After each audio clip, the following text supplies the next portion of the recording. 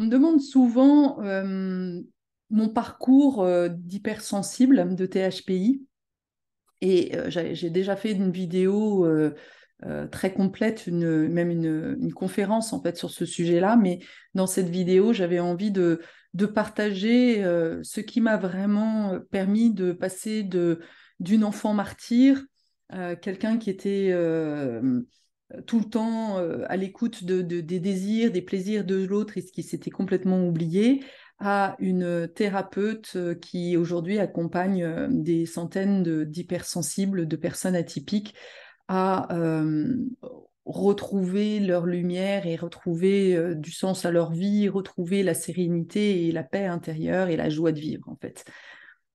Euh, Moi, j'ai démarré quand j'étais enfant, j'ai toujours eu ce sentiment d'être adoptée. J'étais pas comme mes sœurs. Déjà, mes sœurs étaient très proches. Elles étaient comme des jumelles. Et moi, j'avais toujours ce sentiment d'être la cinquième roue du carrosse. Je suis née, ma mère était dépressive. Donc, ce sentiment de culpabilité est arrivé très vite. Et j'ai donc, du coup, passé mon temps à vouloir sauver ma mère et à faire plaisir à mon père. Mais tout ce côté hyper sensible, hyper émotionnel a été vite enfoui parce que ce n'était pas accueilli dans mon foyer. On me disait que j'étais une pleurnicharde, que j'étais trop susceptible, que soit j'étais une effrontée. Voilà. Donc, finalement, je ne savais pas qui je devais être. Et très rapidement, mais ça, évidemment, je l'ai compris plus tard, j'ai fini par passer mon temps à essayer de sonder, à écouter en fait ce que les gens attendaient de moi parce que j'avais peur en fait, j'avais peur de la réaction des autres. Euh, c'est comme si je ne comprenais pas en fait le fonctionnement des humains. Je me disais que je ne comprenais pas pourquoi je me prenais des baffes, je ne comprenais pas pourquoi il y a des fois ça allait, des fois ça allait pas. C'est vraiment hyper compliqué pour moi. J'avais toujours l'impression d'être le vilain petit canard, celui qui fait jamais comme il faut. Et, euh, et donc, du coup, j'ai lâché très vite cette nature de type de personnalité rebelle qui était en moi. Donc, le type de personnalité rebelle, il a besoin de contact, il est très spontané. C'est vraiment l'enfant libre, en fait. Mais cette partie-là n'était pas accueillie. En fait, on ne demandait pas d'être une enfant. C'est comme si on voulait pas que je sois une enfant. Il fallait tout de suite que ça soit sérieux, que je sois sage, que je range ma chambre, que tu vois, ce genre de truc qui fait que bah, tu comprends très vite que finalement, tu dois pas être une enfant. Et donc, je suis passée au type de personnalité empathique. Et chez les hypersensibles, je vois ça très souvent. Alors, je dis hypersensible, mais en fait, derrière l'hypersensibilité, il y a le THPI. Et le THPI, en effet, il arrive, c'est un peu un extraterrestre. Hein, c'est une vieille âme qui est venue s'incarner pour apporter quelque chose de nouveau, de pas connu. Donc, bah, oui, c'est normal, il est un extraterrestre, il est ce qu'il n'y a pas encore sur Terre. Donc, comme on attend malgré tout une reconnaissance, l'enfant a besoin d'un miroir, a besoin d'une validation de qui je suis, comme on ne le reçoit pas, eh bien, souvent, on passe au modèle, enfin, au type de personnalité empathique, parce que l'empathique, elle, son besoin, c'est de faire plaisir. Et donc là, on va commencer à se suradapter. Hein, c'est le problème Alors, d'un côté, c'est super, l'empathique, elle développe bah, son côté caregiver dans les archétypes. C'est l'infirmière, la nourricière, mais le problème, c'est qu'au lieu de le faire pour elle, eh bien, elle va apprendre à le faire pour l'autre. Ça, c'est le côté excessif, en fait, du côté nourricier. Et, euh, et voyant que ça non plus, ça ne marchait pas, parce que quoi que je fasse, de toute façon, c'était jamais assez, Alors du coup, j'ai encore changé de type de personnalité. C'est la process communication qui m'a permis de comprendre en fait mon cheminement. Donc comme en fait ça ne convenait pas non plus, alors du coup je suis passée au type promoteur. Le type promoteur, bah, sa problématique c'est suis-je vivant? Bah oui, c'est la question que je me suis posée en fait, c'est de me dire mais voilà, est-ce que finalement est-ce que je mérite de vivre? Et donc le type de personnalité promoteur, il va chercher des situations des situations où il va se mettre en danger, où il va chercher l'excitation. Ce qui est assez logique puisque à la base, je suis une rebelle. Et la rebelle, elle a besoin d'intensité, elle a besoin surtout de sensations, en fait. Donc le type de promoteur, finalement, me permettait de manière un peu différente, plutôt à travers aussi le côté professionnel. C'est pas un hasard que je suis passée au type, de type promoteur voilà, aux alentours de 30 ans, le défi de la vie. Voilà, je dois me booster, je dois me dépasser, je dois me donner des objectifs pour pouvoir donner du sens et puis faire partie en fait du monde. Et donc du coup, c'est là où j'ai commencé à développer ce type promoteur qui utilise pas mal le charme, qui est prêt à tout en fait pour pouvoir réussir. Et donc bah là, j'ai eu une carrière en fait. C'est grâce à ça, grâce à ce type de promoteur le type de promoteur, il se pose pas la question est-ce que je vais réussir en fait pour lui. C'est évident, je veux, je peux quoi. Il y croit dur comme fer, il n'a même pas peur quoi. Donc j'ai fait ça pendant un moment et puis bah, pareil, au bout d'un moment, je me suis rendu compte que tout ça, tous ces défis ne menaient pas à grand-chose. C'était encore une quête extérieure, de sensations extérieures, mais j'étais toujours aussi vide à l'intérieur. Et bah, je suis partie à Athènes. Donc ça m'a vraiment permis de développer pas mal de choses et de développer des rêves, hein, d'enclencher des rêves mais ça a abouti à un divorce. Et donc là, tout d'un coup, c'est comme si je prenais conscience que bah, tout ça, c'était une illusion, en fait. C'est comme si je levais le voile sur toute l'illusion que je m'étais racontée, comme si, voilà, là, je sors vraiment de ce côté innocent. Qui croit que le monde est beau, que tout va bien, quoi. Et c'est là où, en fait, je suis rentrée dans le type de personnalité du persévérant. Et le persévérant, bah, la problématique, c'est la peur de la peur. Et là, et le type de personnalité persévérant, il a besoin d'être compris pour ses émotions, il a besoin d'être entendu, il a besoin, voilà, mais surtout, il a besoin évidemment d'être rassuré, quoi, quelque part derrière. Et, euh, et donc, j'ai à ce moment-là eu plusieurs, on va dire deux manifestations, deux comportements qui sont très fréquents en fait chez le persévérant, qui est le mode phobique et le mode contre-phobique. Le mode contre-phobique, c'est même pas peur. Le truc, c'est assez proche en fait du promoteur. C'est je me mets en danger, mais je me mets en danger justement pour sentir le danger en fait. Et là, voilà, c'est après mon divorce où notamment dans mes relations personnelles, je suis vraiment allée chercher mes limites. Mais c'était nécessaire. Encore une fois, il n'y a pas de jugement pour moi. C'était vraiment nécessaire. J'avais besoin, j'étais tellement dans un carcan au niveau aussi sexuel, puisque le côté sexuel, il me rapproche de mon côté féminin.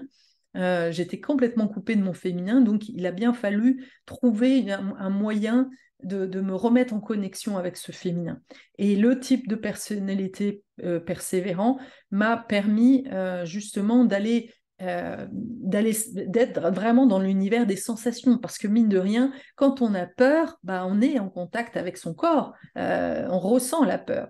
Donc au début, même pas peur, jusqu'à ce que, bah oui, je me retrouve tellement dans des situations abracadabrantes que j'ai fini par voilà, sentir la peur. Et puis une fois que j'avais ouvert la boîte de Pandore, c'est comme si toutes les peurs de ma vie, tout le côté hypersensible est apparu un peu énorme. En plus, bah, j'ai eu un cancer aussi. Donc là, j'ai eu vraiment tout un tas de situations qui m'ont mis face à mes peurs, en fait, et qui m'ont permis de plonger dedans. C'était tellement énorme, en fait. Je n'arrivais à rien. Dès que j'essayais un truc, je me plantais. Euh, et, et- et plusieurs fois, en fait, y avait des situations auxquelles je ne m'attendais pas qui me tombaient dessus, en fait. Donc, ça a déclenché une hypervigilance. Tout le côté, tous les symptômes des traumas, je les ai vécus à ce moment-là, en fait. Ça m'est vraiment remonté. C'est comme si tout ce que j'avais bien enfoui à l'intérieur de moi, dans l'inconscient, me revenait en pleine tronche. Donc, l'hypersensibilité, là, tout d'un coup, euh, je pouvais plus me vivre avec, en fait. J'étais submergée, j'étais angoissée, j'étais d'une anxiété dingue. En plus, bah oui, je suis arrivée en fin de droit. Enfin, dans ces cas-là, vraiment, l'univers conspire pour pouvoir faire en sorte que tu plonges dedans, quoi. Et donc, en faisant ça, à un moment donné, bah, j'ai compris que je n'y arriverais pas toute seule. Et c'est là où j'ai décidé de vraiment investir sur moi. Je sentais que j'ai tout d'un coup comme eu une espèce de compréhension qui venait de je ne sais pas d'où, mais d'une compréhension, une espèce d'insight, comme on dit en anglais, une lumière, un moment de vérité où je me suis dit, bon, ok, ma mère était décédée il n'y a pas si longtemps et je crois avec le recul, je suis même sûre avec le recul, que le décès de ma mère a été un déclencheur. C'est comme si ma mère de l'au-delà m'avait transmis cette sagesse, cette compréhension que c'était important de vivre ma vie et d'arrêter de me sacrifier et d'arrêter de croire que je devais juste gagner ma vie et de m'occuper de moi, de faire, et en plus j'avais aussi fait un travail sur l'astrologie qui m'a vraiment éclairé là-dessus, qui a permis de comprendre qu'il fallait que je me remette en priorité, me choisir. Et donc, c'est ce que j'ai décidé de faire envers et contre tout. J'étais maman de trois enfants, mais j'ai compris aussi que le plus important pour moi à léguer à mes enfants, c'était de devenir le modèle que je voulais pour eux, en fait. J'avais aussi conscience que je ne pouvais pas demander à mes enfants de se choisir, de se faire plaisir, de ne pas suivre un modèle, un schéma que moi je ne validais pas si je ne faisais pas moi-même le chemin en fait. Euh, un enfant ne suit pas ce qu'on lui dit, mais suit ce que l'on lui montre en fait. Donc j'ai vraiment à ce moment-là basculé. D'ailleurs, et ça je l'ai compris plus tard avec mon Human Design, que je suis passée de martyr à rôle modèle, en fait, à ce moment-là. Et donc, c'est comme si je retrouvais justement ma nature de spontané, ma nature de rebelle, enrichie de tous ces autres types de personnalités que j'avais traversées. C'est à partir de ce moment-là, c'est vraiment en allant à la rencontre de moi-même et en acceptant justement vraiment d'aller plonger dans mes peurs, d'aller plonger dans mes traumas, d'aller plonger dans mes sensations. La danse aussi a été hyper, très, très formatrice pour moi, pour revenir dans mon corps, pour faire l'expérience d'environnement profondément bienveillant dans lequel je pouvais être moi-même, exprimer qui je suis dans la danse, m'a permis finalement d'exprimer qui je suis dans la vie et de jouer le jeu. Je me souviens, j'avais participé j'avais fait un groupe de danse suivi où voilà, on se retrouvait sur plusieurs mois et j'étais dans un petit groupe qui à la fin m'avait renvoyé que je jouais vraiment pleinement la vie, que dans ma danse, quand on me demandait de plonger à l'intérieur de mes souffrances, j'y allais vraiment, quoi. Mais pour moi, c'était normal, je pensais que tout le monde faisait ça. Et donc, j'ai compris que ça, c'était vraiment ma force. Que oui, dans mon parcours de vie, dès que j'ai eu un problème, euh, alors c'est pas venu tout de suite, mais à partir du moment où j'ai trouvé justement un thérapeute qui m'écoutait, qui me comprenait, eh bien, dès que j'avais un problème, je demandais de l'aide, j'avais besoin de ce miroir et j'allais complètement comprendre l'origine pour, voilà, pour retrouver cette harmonie et pour vraiment incarner ce que je voulais être dans le monde, en fait. Donc, et c'est ça que je transmets aujourd'hui, c'est vraiment accompagner les autres, chacun à être soi-même, à retrouver sa propre couleur, à retrouver son énergie et de voir que nous avons un talent propre, nous sommes une énergie propre, que nous avons nous avons tous vraiment une singularité, quelque chose à apporter de spécifique au monde. Et plus tard, j'ai découvert le Genki qui m'a quelque part qui a permis de mettre en mots ce que j'avais vécu, mais que voilà, j'ai toujours eu du mal à mettre, j'ai toujours ressenti les choses et mettre en mots, ça a toujours été compliqué pour moi parce que je trouve que les mots sont finalement assez pauvres par rapport à ce qu'on ressent.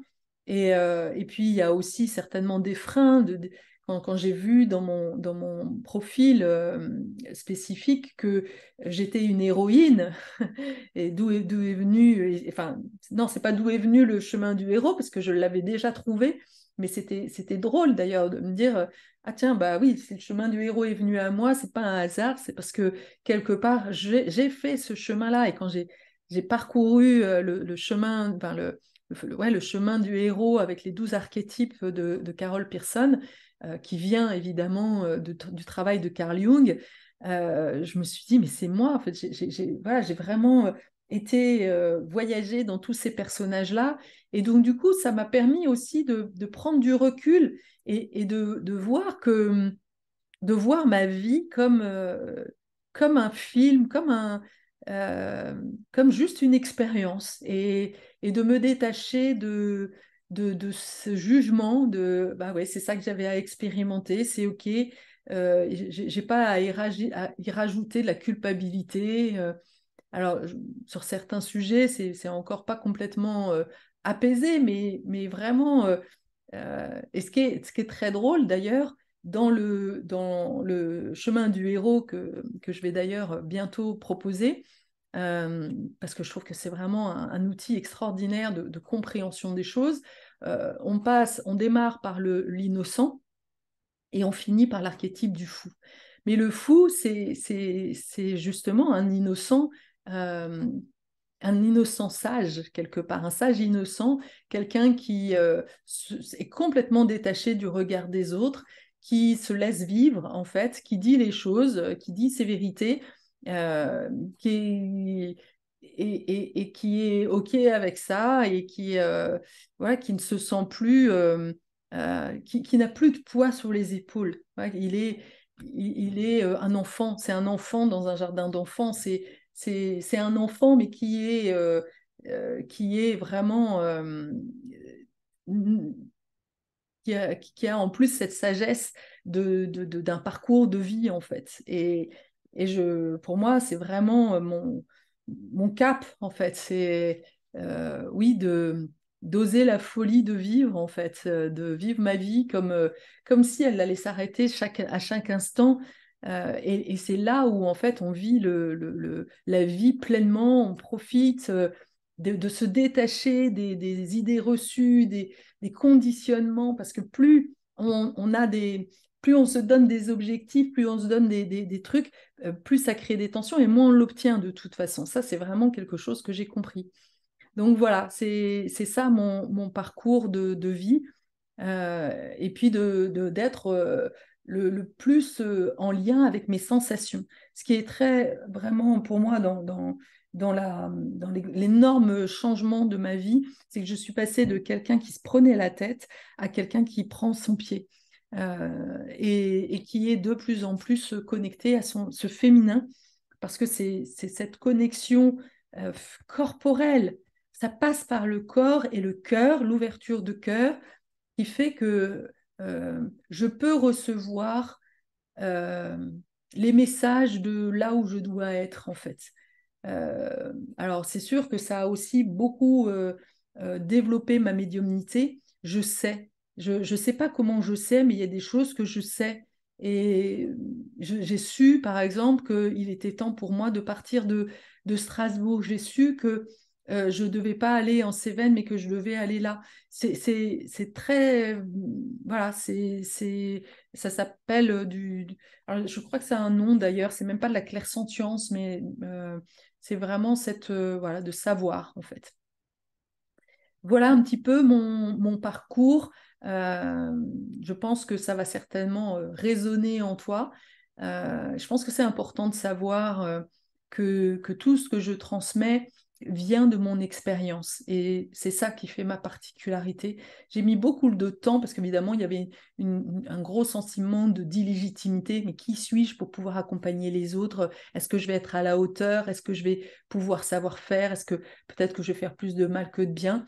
Mais en réalité, la vie m'a amené à devenir thérapeute. La vie m'a amené à me guérir moi-même pour accompagner les autres, en fait. Voilà, c'est ça que je ressens, en tous les cas, au plus profond de moi. Mais pas que, aussi d'ailleurs, c'est super important. Je finirai par ça parce que j'ai compris l'année dernière que j'avais aussi mis beaucoup d'importance et je croyais que c'était l'essentiel de ma vie, c'était de donner du sens à ma vie. Et en réalité, c'est pas juste parce que je sentais que j'avais un gros manque au niveau affectif. J'étais seule depuis très longtemps, j'ai divorcé en 2008. Bon, j'ai eu des relations, mais vraiment rien de très. Enfin, toutes les relations ont été belles, mais voilà, je ne me sentais pas en relation et en amour avec quelqu'un. Et ça, je sentais que c'était pas juste. Je suis là aussi pour profiter de l'amour, de recevoir l'amour. Et donc, voilà, j'ai décidé de donner aussi un espace à ça. Et aujourd'hui, voilà, je me sens vraiment dans cet équilibre perso-pro. Je ne mets pas non plus, je me sacrifie pas pour mon job parce que j'ai compris que finalement, ma vie, c'était juste de prendre du plaisir dans ma vie. Et donc voilà, il y a un moment donné, c'était OK d'être toute seule, et puis à un moment, c'est plus OK. Voilà, c'est vraiment ça, c'est être au plus proche de quoi j'ai besoin là maintenant, quoi. Et de faire en sorte de faire en sorte que ça se fasse, en fait. C'est ça pour moi. Ce qui a été très nouveau, c'est plus de plus me laisser dicter ce que je dois faire, mais me laisser inspirer, de laisser venir, en fait. Ça part de l'intérieur, c'est complètement différent. Voilà. À très bientôt.